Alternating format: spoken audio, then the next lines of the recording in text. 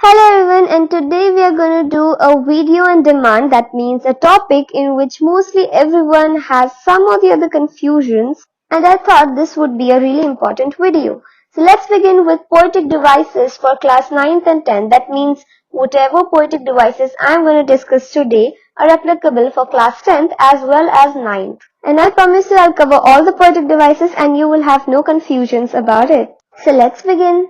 So let's start with a very simple poetic device about which all of us generally know and we have no confusions as well. Alliteration. When two or more words in a same line have same sound at the starting, we say it is alliteration. And the sound is generally a consonant sound. So I know you're not going to understand if I just define the thing to you, so I'll give you 2 to 3 examples for each so that you understand it well. An example from the poem Tiger in a Zoo, a plump deer passed. So this PP sound is repeating. And a general example, slightly slippery. So this slur sound is repeating. Along with that, from your class 10 English poem, the ball poem, no one buys the ball back, little boy. So here b sound is repeating continuously. So directly we can say that it is alliteration. Now this alliteration has one little brother and one little sister as well, assonance and consonance. We can say it is assonance when vowel sound is repeated in the same line. And we can say consonance when a consonant sound is repeated in the same line. Now you will ask, ma'am, what is the difference between alliteration and consonance then? See, bacha, we use alliteration at the starting, like the plump deer passed. So here PP sound is repeated at the starting. When a sound is repeated at the starting, we say it is alliteration. But assonance, when a vowel sound is repeated, and consonance, when a consonant sound is repeated, it can be in middle of the words as well. So I'll give you examples of assonance. In his vivid stripes. So here I sound is repeated again and again. As fast as Ravi was. So here a sound yani ki a is repeated again and again. So we say it is assonance. Now let's see a few examples for consonants where a consonant sound is repeated in the same line. He stalks in his vivid stripes.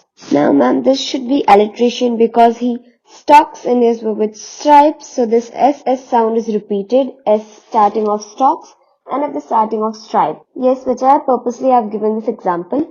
At the starting, this SS sound is repeated, which is alliteration. But at the end, SS sound is repeated again. Stalks, his and stripes. Last SSS sound is repeated 3 times in the same line. And so, we can say it is consonants. We will move from easy poetic devices to the tough ones, okay? So first one, we had taken alliteration, then it's brother and sisters, assonance and consonants. Now let's take enjambment. This poetic device is really very easy. You can find this poetic devices really easily. So when you see that a line continues in more lines, what are you talking, ma'am?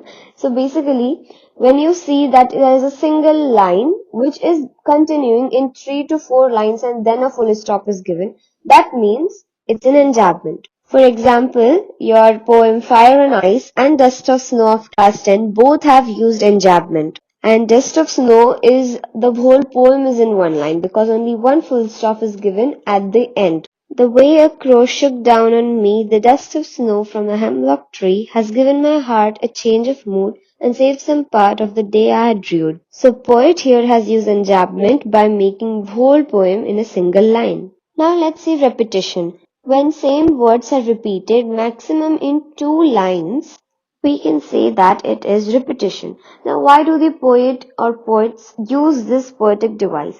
This is used generally to give more focus on that particular word, like ages after ages. Or for example, boys will be boys. In your ball poem, there are many examples. A ball word is really repeated many times in the same lines. Now let's look at anaphora because there's always a confusion between repetition and anaphora. So I'm taking this one by one. So anaphora. When a word is repeating in the beginning of same 2 lines, we say it is anaphora. The difference between repetition and anaphora is that in anaphora, the word will be repeated at the beginning of the line, and in repetition, it will be repeated somewhere in the between. Let me give you an example for anaphora. What is the boy now who has lost his ball? What is he to do? So this what word is anaphora. It is repeating at the starting of same two lines, and in the second line what again it's repeating at the starting. So here it's an anaphora, whereas repetition can be anywhere in between. Like balls will be lost always, little boy, and no one buys a ball back. So ball, ball, ball, many times it comes in between, so it is known as repetition. I hope the confusion is over.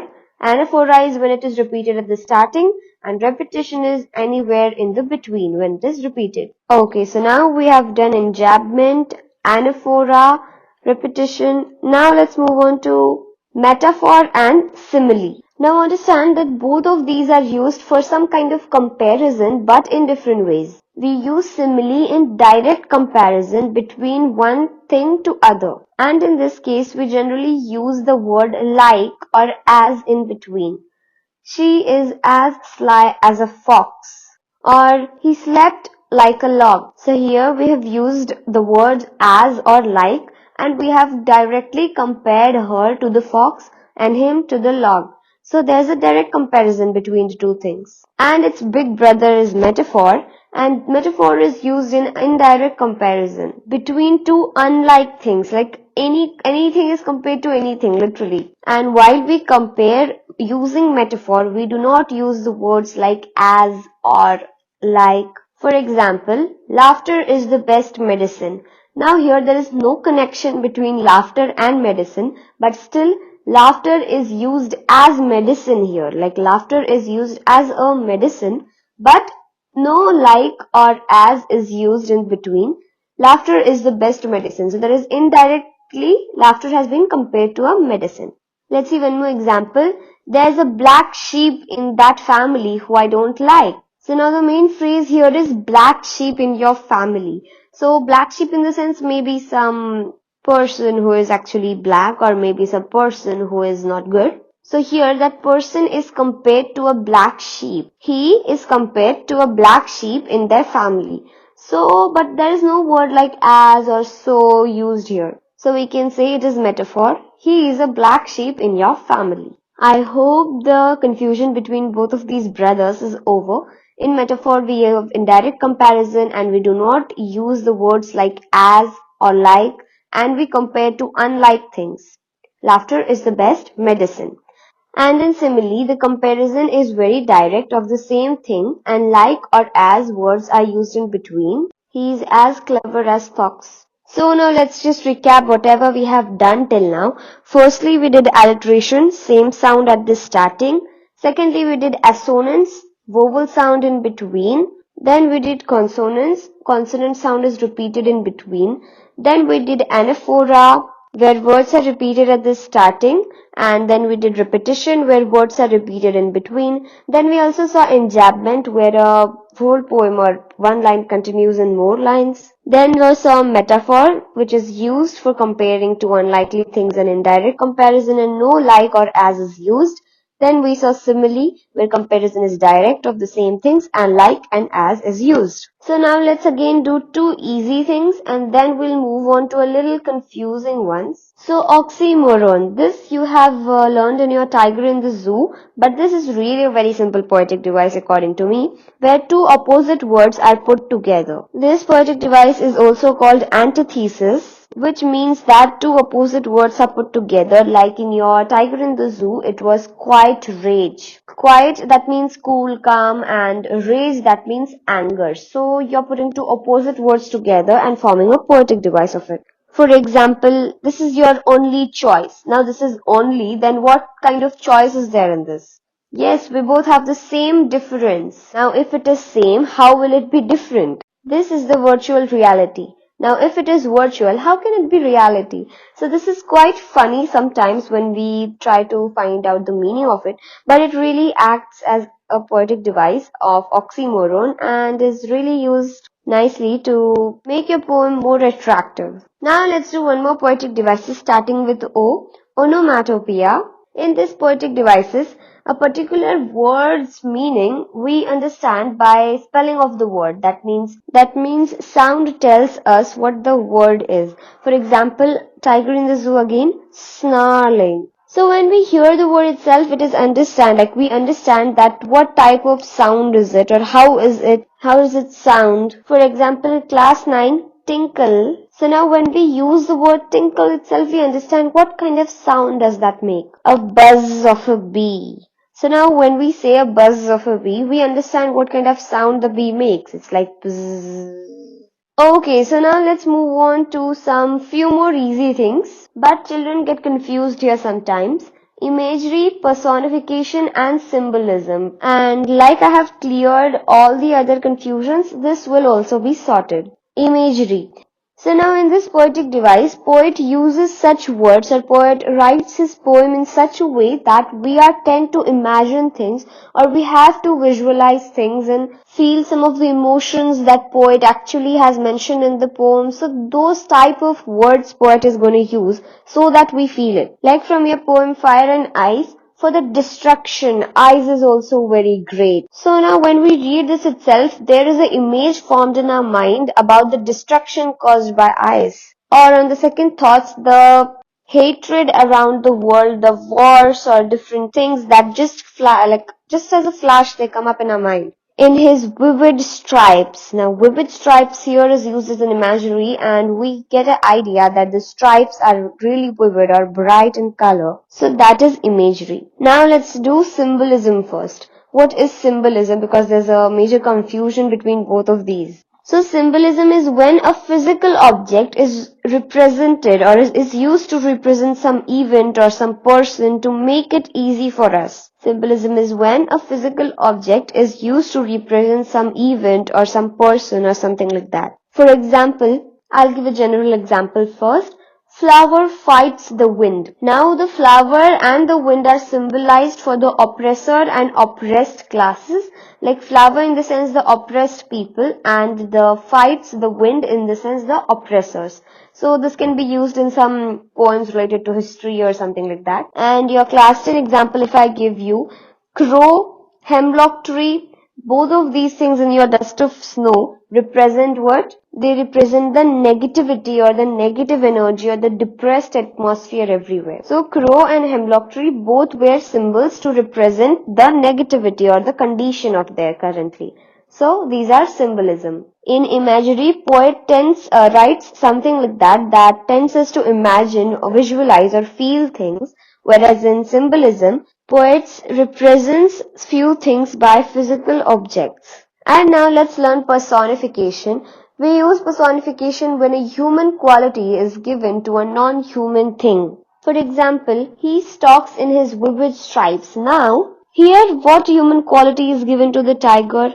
Tiger is it. It is an animal, so we use it. But here, the poet has said that he stalks in his vivid stripes. So he has represented that animal in the form of a human, and he, as like a human walks, poet has told us that he is also walking in his vivid stripes. So here, human quality is given to a non-human thing. That non-human thing can be animal, bird, or any non-living thing as well. So that's why he stalks in his vivid stripes is personification. The tiger is personified.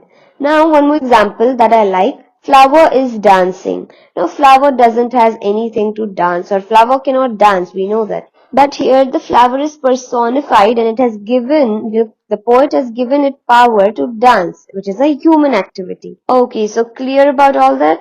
So we have totally done so many poetic devices, and which are really enough for your boards as well as class 9 and class 10. So we have actually done alliteration, assonance, consonance, enjambment, anaphora, repetition, metaphor, simile, symbolism, imagery, personification, oxymoron and onomatopoeia.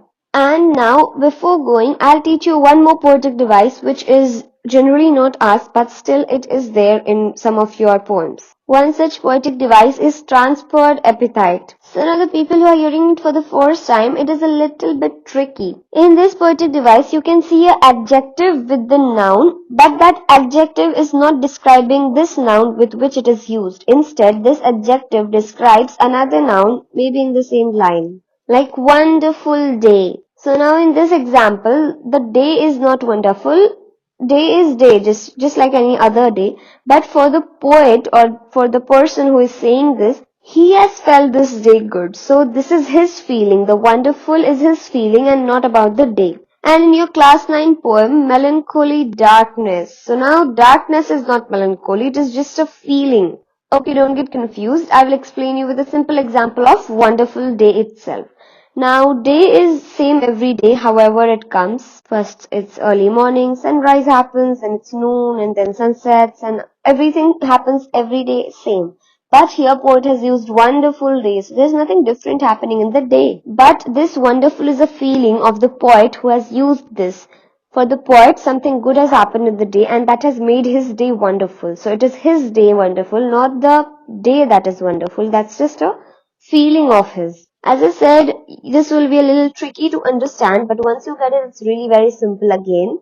And I request all of you not to panic at the time of your exams or something, or now when you see this, because when I give you few examples now, you will surely get confused between few of these. So it is a general practice. You have to remind your mind after every 2 to 3 days that these are the things, these are differences between it, and then it will be easy for you. If you just see it one night before exam, I'm not sure that you will write everything correct and come. So for some days, give constant practice to your mind and then you will be perfect with these poetic devices. And I hope you have understood all of it and all the confusions are pretty clear. If you have any doubt, tell me in the comment section. And please like the video if you have liked it and share it with all your family and friends who are in need and subscribe to my channel. So thank you and bye bye. Take care. We'll meet you with the next chapter in the next video.